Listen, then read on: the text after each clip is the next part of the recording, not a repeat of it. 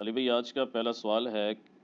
ہم نے بچپن سے مختلف علماء کرام سے بنی اسرائیل کے یہودی عالم بلعام بن باعورہ سے متعلق سن رکھا ہے کہ اللہ سبحانہ و تعالیٰ نے اسے اتنے علم کے باوجود گمراہ کر دیا، حتیٰ کہ قرآن پاک میں اس کے لیے کتے کی مثال بیان فرمائی۔ والعیاذ باللہ تعالی۔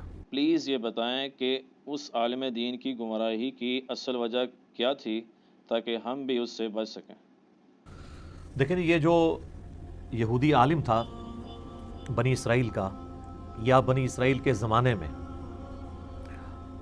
اس کا نام ہماری جو مختلف قرآن کی تفاسیر ہیں ان میں بلعام بن باعورہ، را کے آگے الف اور پھر چھوٹا حمزہ ہے، یہ بھی ملتا ہے، اور بلعم بن باعورہ بھی ملتا ہے، یہ دونوں الفاظ ملتے ہیں۔ اس کا ذکر قرآن حکیم کے اندر سورۃ الاعراف کی آیت نمبر 175 اور 176 میں آیا ہے۔ ان آیات کو اگر آپ پڑھیں تو آپ کو آئیڈیا ہوگا کہ اس کا اصل جرم یہ تھا کہ یہ دنیا کا کتا بن گیا تھا، دنیا کی محبت۔ دیکھیں قرآن حکیم میں کئی جگہ پہ یہ آیت ریپیٹ ہوئی ہے، اعوذ باللہ من الشیطان الرجیم، وَمَن یوق شح نفسہ، جو نفس کے لالچ سے بچا لیا گیا، فَأُولَئِکَ هُمُ الْمُفْلِحُونَ، تو ایسے لوگ فلاح پا گئے جو نفس کی لالچ سے بچا لیے گئے۔ تو علماء سوء کا سب سے بڑا جرم ہی یہ ہوتا ہے کہ وہ دنیا کے کتے بن جاتے ہیں۔ تو قرآن حکیم میں آپ دیکھیں، ایک طرف تو علماء کا اتنا درجہ بیان ہوا ہے، اللہ تعالیٰ فرماتا ہے انما یخشی اللہ من عبادہ العلماء، اللہ کی خشیت، اللہ کی معرفت جو ہے وہ اہل علم کو ہے، اتنی ان کی شان بیان ہوئی ہے۔ اور دوسری جانب اگر وہ علماء حق علماء سوء بن جائیں تو اللہ تعالیٰ کو ان پر غضب کتنا ہے کہ کتے کی مثال ان کی بیان کر دی گئی ہے۔ ایک ورس ترین مثال ہمارے معاشرے کے اندر یہ سمجھی جاتی ہے۔ ان آیات کے کانٹیکسٹ میں المستدرک للحاکم کے اندر صحیح سند کے ساتھ حدیث موجود ہے، امام حاکم نے بھی اسے صحیح کہا اور امام ذہبی نے بھی موافقت کی، کہ عبداللہ ابن مسعود رضی اللہ تعالیٰ عنہ کہتے ہیں کہ یہ جو شخص جس کی قرآن میں مثال بیان ہوئی یہ بلعم بن باعورہ تھا۔ تو المستدرک للحاکم میں اس کا نام انہی آیات کے کانٹیکسٹ میں موجود ہے، باقی کوئی تفصیل نہیں آئی۔ البتہ جو ہمارے مفسرین ہیں قرآن حکیم کی تفسیر لکھنے والے، ان میں سب سے پہلی تفسیر اہل سنت کے ہاں جو لکھی گئی باقاعدہ طور پہ اس کو ٹاپک بنا کے، وہ ابن جریر کی ہے، جسے تفسیر ابن جریر بھی کہا جاتا ہے، المتوفیٰ 310 ہجری، یعنی شروع کے 300 سال کے مسلمانوں میں سے، اور اسی کی تلخیص ان سے تقریباً 400 سال بعد لکھی تفسیر ابن کثیر، حافظ عماد الدین کثیر، المتوفیٰ 774 ہجری۔ انہوں نے اکثر چیزیں انہی سے نقل کی، لیکن ویلیو ایڈیشن کی بہت زیادہ، کئی ایک واقعات جو اس کے اندر عجیب و غریب قسم کے تھے وہ اسکروٹنگ کر دی انہوں نے۔ اس کے باوجود تفسیر ابن کثیر میں ابھی بھی کئی عجیب و غریب قسم کے واقعات موجود ہیں۔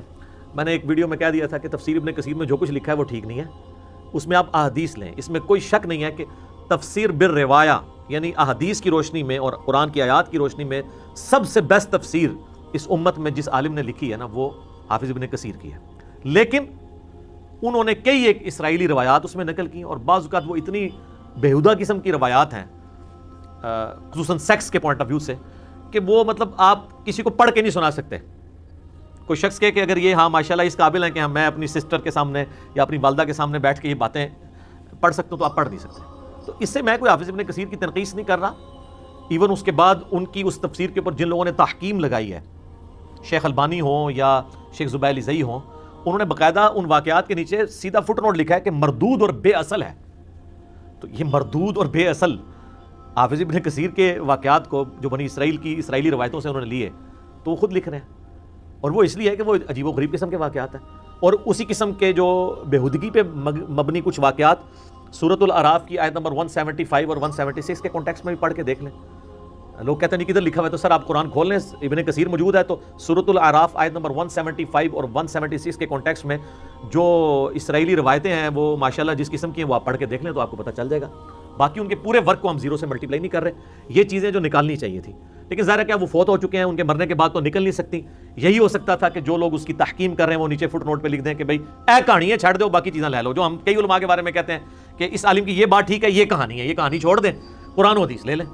تو یہ رول جو ہے یہ پرانے بزرگوں پہ بھی فٹ ہوتا ہے، یہ نہیں ہے کہ پرانے جو ہے وہ معصوم تھے، وہ بھی اپنے زمانے کے انسان تھے، ان سے بھی غلطیاں ہوئی ہیں۔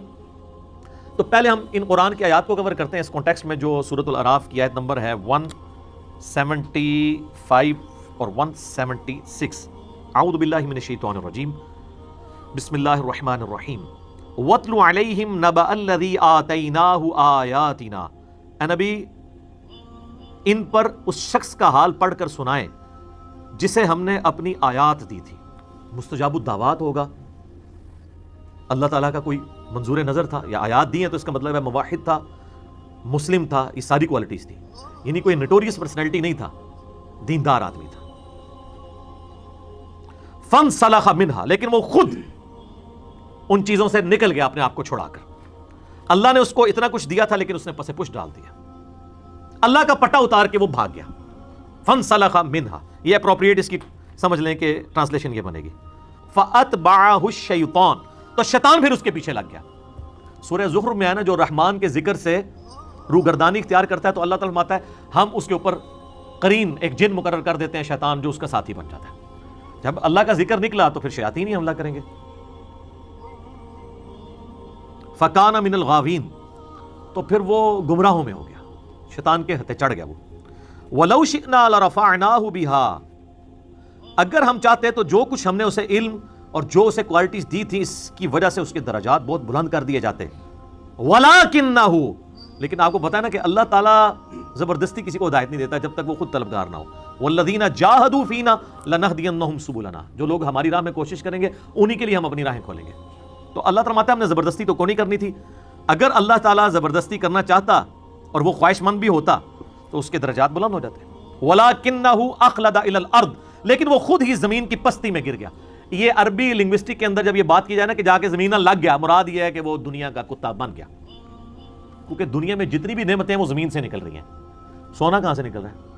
تیل، خوراک، دنیا کی ہر نعمت زمین سے یا اگتی ہے یا معدنیات کی شکل میں نکلتی ہے۔ وَاتْبَعَ هَوَاهُ، اور وہ خواہش نفس کی جو پیروی گمراہی کے پیچھے لگ گیا۔ فَمَثَلُهُ كَمَثَلِ الْكَلْبِ، پس اب اس کی مثال کتے کی سی ہے۔ اِن تَحْمِلَ عَلَيْهِ يَلْهَثْ، اس پر کوئی بوجھ ڈالا جائے، کوئی اس کی ڈیوٹی لگائی جائے تب بھی وہ زبان ہانپتا ہے۔ اَوْ تَتْرُكْهُ يَلْهَثْ، یا اسے اس کے حال پہ چھوڑ دیا جائے تب بھی زبان ہانپتا ہے۔ ویسے کتا جو زبان ہانپتا ہے اس کی ٹیکنیکل اور سائنٹیفک ریزن ڈیفرنٹ ہے، وہ یعنی اپنی گرمی کو دور کرنے کے لیے بھی زبان ہانپتا ہے۔ اللہ تعالیٰ اس وقت اس کی سائنٹیفک ریزن کی طرف نہیں جا رہا، اس کی ایک مثال بیان کی جا رہی ہے۔ جیسے ہم کہتے ہیں کہ جی وہ چونا جو ہے وہ دودھ کی طرح سفید ہوتا ہے، تو اس میں صرف سفیدی کی ریزیمبلنس ہوتی ہے، باقی دودھ تو آپ پی سکتے ہیں، چونا پئیں گے تو نیگیٹو اثرات ہی آئیں گے نا۔ تو یہ صرف ایک ریزیمبلنس دی جا رہی ہے کہ جس طرح ایک کتا ہے، اس کو کام دیں تب بھی اس نے زبان ہانپنی ہے، نہ دیں تب بھی زبان ہانپنی ہے، یعنی اس کی رال جس طرح ٹپک رہی ہے نا، اس طرح یہ دنیا کا کتا بن جاتا ہے، دنیا کے لیے اس کی رال ٹپکتی رہتی ہے اس عالم دین کی۔ وَلِعَوْذُ بِاللَّهِ تَعَالَى۔ اللہم لا تجعلنا منہم، اے اللہ ہمیں ان میں سے نہ کرنا، آمین۔ ذالک مثل القوم الذین کذبوا بآیاتنا، یہ مثال ہے ان لوگوں کی جو اللہ تعالیٰ کی آیات کو جھٹلا دیتے ہیں۔ لے جی، جو ہم اکثر کہتے ہیں نا قرآن میں آیات آئی ہیں نا کہ اللہ کی آیات کے دشمن ہیں، جھٹلا دیتے ہیں، ایمان نہیں لاتے، تو لوگ یہ سمجھتے ہیں اس سے مراد کافر ہے۔ یہ تو ایک مسلم کا ذکر ہو رہا ہے کہ اس نے اللہ کی آیات کو جھٹلا دیا، یعنی اللہ کو مانا، اللہ کی نہیں مانی، جو معذرت کے ساتھ اس وقت اکثریت مسلمانوں کا یہ حال ہے۔ فَقْصُصِ الْقَصَصَ لَعَلَّهُمْ يَتَفَكَّرُونَ، تو اے نبی علیہ السلام آپ اس کا واقعہ لوگوں سے بیان کریں تاکہ لوگ غور و تفکر کریں۔ سَاءَ مَثَلًا لِلْقَوْمُ الَّذِينَ كَذَّبُوا بِآيَاتِنَا، کتنی ہی بری مثال ہے ان لوگوں کی جو ہماری آیات کو جھٹلا دیتے ہیں۔ وَأَنفُسَهُمْ كَانُوا يَظْلِمُونَ، اور وہ خود ہی اپنی جانوں پہ ظلم کرنے والے ہیں، اللہ تعالیٰ ان پہ ظلم کرنے والا نہیں ہے۔ اچھا، اس کے ساتھ ایک اور آیت بڑی زبردست آئی ہے، مَن يَهْدِ اللَّهُ فَهُوَ الْمُهْتَدِي، جسے اللہ ہدایت دے تو وہی ہدایت پر ہوگا۔ وَمَن يُضْلِلْ فَأُولَٰئِكَ هُمُ الْخَاسِرُونَ، اور جس کو اللہ تعالیٰ گمراہ کر دے تو وہی ہیں اصل میں خسارہ پانے والے لوگ۔ اور اس سے اگلی آیت پتہ کیا ہے؟ وَلَقَدْ ذَرَأْنَا لِجَهَنَّمَ كَثِيرًا مِنَ الْجِنِّ وَالْإِنسِ، اور بے شک جنوں اور انسانوں کی اکثریت پیدا ہی دوزخ کے لیے ہوئی ہے۔ یہ اللہ نے اپنا اوپینین دیا ہے کہ میں نے نہیں ان کو دوست کی بنایا، یعنی الٹیمیٹلی دوزخ میں اکثریت دوزخ میں ہی جائے گی۔ کیوں؟ ساتھ وجہ بتا دی، لَهُمْ قُلُوبٌ لَا يَفْقَهُونَ بِهَا، ہم نے انہیں عقل دی تھی، دل دیا تھا، سوچتے نہیں۔ وَلَهُمْ أَعْيُنٌ لَا يُبْصِرُونَ بِهَا، آنکھیں دی تھیں، اس آنکھوں سے عبرت نہیں حاصل کرتے۔ وَلَهُمْ آذَانٌ لَا يَسْمَعُونَ بِهَا، ہم نے انہیں کان دیے تھے لیکن وہ سننے والا عبرت والا سننا سنتے ہی نہیں ہے. اولئک کالانعام، یہ لوگ تو چوپایوں کی، ڈنگروں کی مانند، جسے ہم پنجابی کہتے ہیں ڈنگر، چوپایوں کی مانند ہیں. بل ہم اضل، بلکہ جانوروں سے بھی گئے گزرے ہیں. اولئک هم الغافلون، اور یہی ہیں لوگ جو اصل میں غافل ہیں. اب یہ لادہ سے اسی آیت کے کانٹیکسٹ میں میری ایک یوٹیوب کے اوپر کلپ بھی اپلوڈڈ ہے، زندگی بدل دینے والی گفتگو. آپ اس کا ٹائٹل لکھیں a life changing clip of engineer Muhammad Ali Mirza. اس میں نے یہی آیات کور کی تھی. بال یہ دیکھ لیں کس طرح یہ جڑی ہوئی ہیں آیات. تو علماء سو کی اللہ نے جو عزت افزائی انورٹڈ کاماز میں قرآن میں کی ہے وہ آپ کے سامنے ہے. اور یہ علماء سو، بہرحال اب اس کے انڈر کئی ایک اسرائیلی روایات ابن کثیر لے کے آئے ہیں. قرآن و سنت تو خاموش ہے، وہ تفصیل میں نہیں جاتا، لیکن قرآن و سنت کا مقصد چونکہ اصول بتانا ہے، اصول بتا دیا ہے کہ اللہ کی آیات ملی ہوئی تھی، یعنی وہ عالم دین تھا، علم بھی تھا، سب کچھ تھا. اس نے علم کو یوز نہیں کیا، اس کی بجائے وہ دنیا کا کتا بن گیا. یعنی جو عالم دنیا کا کتا بن جائے وہ فارغ.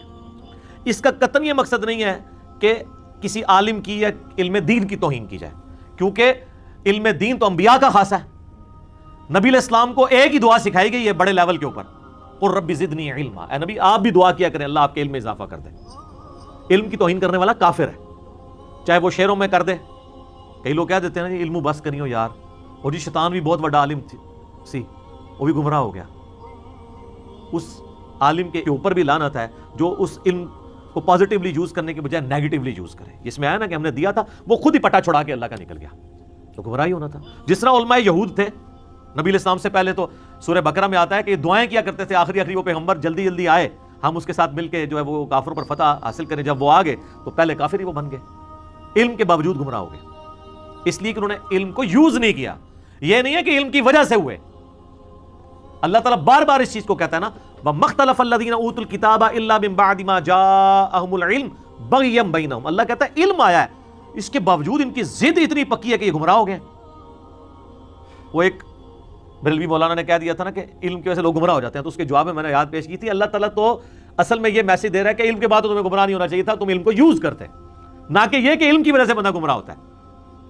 ورنہ ہمارے ابا جی کو جو سجدہ کروایا گیا ہے ان کی خوبصورتی کی وجہ سے نہیں کروایا گیا، بلکہ علم کی وجہ سے، کیونکہ انہوں نے وہ نام بتا دیے تھے چیزوں کے جو فرشتوں کو نہیں آتے تھے. علم ہی انسان کی فضیلت ہے. خیر یہ الگ سے ٹاپک ہے. تو یہ بنی اسرائیل کی جو روایات ملتی ہیں نا، وہ عجیب قسم کی، وہ بیہودہ قسم کے واقعات بھی ہیں. اسی کانٹیکسٹ میں ابن کثیر نے بھی نقل کی ہیں، اللہ ان کو معاف کرے. ضرورت ہی کوئی نہیں تھی اتنا لمبا نقل کرنے کی.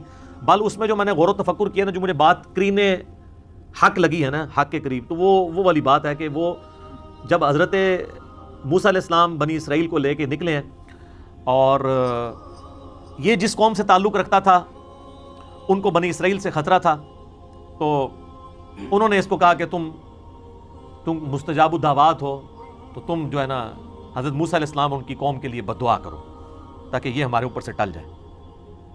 تو اس نے کہا میں اللہ کے پیغمبر سے ٹکر کیسے لے سکتا ہوں، میں دعا اللہ سے کر رہا ہوں اور پیغمبر کے خلاف تو میرا تو کچھ نہیں بچنا. تو انہوں نے اسے کئی لالچیں دی، دنیا کی لالچ دی یا عورت کی لالچ دی، جو بھی ہے وہ بہرحال وہ ورگلایا گیا، اور اس نے حضرت موسیٰ علیہ السلام کے لیے بد دعا کی. تو موسیٰ علیہ السلام کے لیے کسی کی جرأت ہے بد دعا کر دے؟ وہ زبان سے بد دعا نکالتا تھا تو وہ اس کی اپنی قوم کے لیے نکل جاتی تھی. اس کی زبان ہی اللہ نے ایسی کر دی کہ اپنی قوم پہ بد دعا پڑھ دی اس نے. ٹھیک ہے، تو وہ پیغمبر کے ساتھ کون ٹکر لے سکتا ہے؟ ٹھیک ہے، تو وہ اپنا آپ چھڑا کے پھر وہ ظاہر ہے کہ جب اس قسم کی اس نے حرکت کی تو اللہ تعالیٰ نے اسے ذلیل و خوار کر دیا. باقی کئی یہ کہانیاں اب لوگوں نے مشہور کی ہوئی ہیں. آپ نے یہ بھی سنا وہ کہتے ہیں یہ صحابہ کاف دا کتا جنت ہی جائے گا. ہم کہتے ہیں یار کتا تو جنت میں جا نہیں سکتا، جنت تو ہمارے ابا جی کی میراث ہے، سیدنا آدم علیہ السلام کی. وہ کہتے ہیں نہیں، اصحاب کاف کا جو کتا ہے نا، وہ اس کتے کو بلعم بن باورا یا بلعام بن باورا کی کھال پہنا کے نا انسانی شکل میں داخل کر دیا جائے گا. دیکھیں کس طرح، ہاں یہ آپ ہنس رہے ہیں، یہ باقاعدہ انہوں نے لکھا ہوا ہے، یہ جمعے کے خطبوں میں بیان کرتے ہیں. وہ کہتے ہیں صحابہ کاف کا کتا جنت میں جائے گا، حضرت صالح علیہ السلام کی اونٹنی جنت میں جائے گی، عزیر علیہ السلام کا گدھا جنت میں جائے گا، سلیمان علیہ السلام کی حدود جنت میں جائے گی، یونس علیہ السلام کی مچھلی جنت میں جائے گی. جتنے جانور ہیں نا انہوں نے قرآن دی اس کو پتہ لگے نا، انہوں نے کہا بھائی سارے متفرق نہیں، سارے متبرک نہیں، انہوں نے جنت ہی بھیجو. تو یہ اس اعتبار سے بھی یہ بلعم بن باورا بڑا مشہور ہے کہ وہ کہتے ہیں جو صحابہ کاف دا کتا جڑا ہے نا، اس کتے نو ادی کھال پہنا کے انسانی شکل ہی داخل کیتا جائے گا، کیونکہ انہیں تو نہیں جانا تو وہ چلا جائے گا. ٹھیک ہے، یعنی ایک ایسے شخص کی کھال پہنا کے اسے داخل کیا جائے گا جس کو اللہ نے خود کتے کی مثال بیان کیا ہے اور اسے کنڈیم کیا ہوا ہے. ٹھیک ہے، میرا خیال ہے اس طرح کیا ہے تو کتا ہی نہ جانے سے انکار کر دے. کہ کسی مولوی دی کھل پاڑی جی اللہ معافی دے، مولوی سونو چھڑ دو بھائی جی میں کتے ہی ٹھیک ہاں، ٹھیک ہے، اتنی اگر اس کتے نے بھی ہونی ہے، ظاہر عقل تو اس کو تھی اس اعتبار سے کہ وہ اصحاب کہف کے ساتھ رہا، قیامت تک کے لیے قرآن میں اس کا ذکر موجود ہے۔ باقی اصحاب کہف کے اوپر میرا کلپ ریکارڈڈ موجود ہے، آپ وہ دیکھ سکتے ہیں۔ تو یہ جناب وہ ساری اس اعتبار سے ایک گفتگو تھی۔ باقی علماء سو کا جو سب سے بڑا جرم قرآن میں بیان ہوا ہے نا، میں نے اس کے اوپر مسئلہ 51 بھی ریکارڈ کروایا، اور اس میں نے چیلنج کیا تھا کہ قرآن میں حرام خوری پہ جتنی آیات ہیں نا، کوئی ایک آیت بھی ایسی نہیں ہے ایبسولوٹلی جو ادر دین علماء کے ہو۔ 100% علماء سو کی بات ہو رہی ہے۔ سورۃ البقرہ، سورہ آل عمران کے اندر جن علماء یہود و نصارہ کا ذکر ہے کہ یہ چند ٹکوں کے عوض اللہ کی آیات کو بیچ دیتے ہیں، تو وہ کون عام لوگ ہیں؟ فتوے کون لکھتا تھا؟ علماء۔ اور اس کا کلائمیکس جو ہے وہ سورہ توبہ ہے۔ سورہ توبہ کے اندر چونکہ اللہ تعالیٰ نے منافقین کو ایڈریس کیا ہے، تو کسی درجے میں یہ بھی منافقین کی کیٹیگری میں فال کرتے ہیں علماء سو بھی، کیونکہ یہ مسلمانوں میں گھسے ہوئے ہوتے یہ دین کے دشمن ہیں۔ تو سورہ توبہ کی آیت نمبر 34 میں آیا ہے، اعوذ باللہ من الشیطان الرجیم، یا ایھا الذین آمنوا ان کثیرا من الاحبار والرہبان لیأکلون اموال الناس بالباطل۔ اے اہل ایمان، اکثریت علماء اور صوفیوں کی، احبار کہتے ہیں ایسے عالم جو علم کی گہرائی میں ہوں، اور رہبان جو راہب تھے، اور اعلیٰ حضرت نے اس کا ترجمہ ہوتا کیا کیا ہے؟ انہوں نے کہا کہ علماء اور جوگی، یعنی صوفی لکھتے تو ان پہ پکڑ ہو جانی تھی نا، صوفیاء کو آپ نے کہہ دیا، چلو جوگی کہہ لو۔ تو علماء، یعنی آج کے ڈیٹ میں بات کریں گے تو علماء اور صوفیاء کی اکثریت ایسی ہے جو لوگوں کا مال ہڑپ کرتی ہے حرام طریقے سے، وَيَصُدُّونَ عَن سَبِيلِ اللَّهِ، اور وہ روکتے ہیں لوگوں کو اللہ کے راستے سے۔ یعنی انہوں نے اللہ کی طرف بلانا تھا، یہی روکنے والے بن جاتے ہیں۔ ڈائریکٹلی بھی روکتے ہیں، جب آپ کو کہتے ہیں قرآن حدیث ڈائریکٹلی پڑھنا گمراہ ہو جاؤ گے، اور انڈائریکٹلی اس طرح روکتے ہیں کہ جب لوگ ان کا کردار دیکھتے ہیں نا تو لوگ دین سے متنفر ہو جاتے ہیں۔ لوگ کہتے ہیں اگر دین پڑھ کے ہم نے یہی کچھ بننا ہے تو پائی اسی بے پڑھی چنگے ہیں۔ آگے اب یہ چل رہا ہے، یہ آیت چل رہی ہے، والذین یکنزون الذھب والفضہ، وہ لوگ، اب یہ انہی علماء کا ذکر ہے جو کہ کنز بنا کے، خزانہ بنا کے رکھتے ہیں سونا اور چاندی کا۔ اس زمانے میں درہم اور دینار ہوا کرتے تھے، جوڑتے تھے، آج بھی ان کے بینک بیلنسز اور آپ پلاٹس دیکھ لیں۔ ولا ينفقونها فی سبیل اللہ، اور اس میں سے اللہ کی راہ میں خرچ نہیں کرتے۔ اللہ کی راہ میں کیوں خرچ کریں؟ اللہ کی راہ میں خرچ کرنے کے لیے تو آپ سے لیتے ہیں، یہ اپنا تو جوڑ کے رکھتے ہیں۔ فبشرہم بعذاب علیم، اے نبی ایسے لوگوں کو خوشخبری سنا دیں دردناک عذاب کی۔ یہ اللہ تعالیٰ کا ذرا انداز دیکھا ہے کیسا انداز ہے، خوشخبری سنائیں۔ یہ یعنی کسی کو کہتے ہیں نا وہ ٹونٹ کے انداز میں، یعنی جس کی وجہ سے اگلے کو اور تکلیف ہو، خوشخبری دیں ان کو عذاب کی۔ یہ نہ سمجھیے گا یہ پرانے علماء کا ذکر ہو رہا ہے، نہ، بخاری اور مسلم دونوں میں حدیث ہے، تم بھی اگلے لوگوں کے پیچھے چل پڑو گے قدم با قدم، بالشت بر بالشت، حتیٰ کہ ان میں سے اگلے لوگوں میں سے کوئی گوہ کے سوراخ میں داخل ہوا تو میری امت بھی وہی کام کرے گی۔ تو صحابہ نے پوچھا یہ اگلے لوگوں سے مراد کیا یہود و نصارہ ہیں؟ آپ نے فرمایا اگر وہ مراد نہیں ہے تو اور کون سے لوگ مراد ہیں؟ یہ وہی لوگ مراد ہیں۔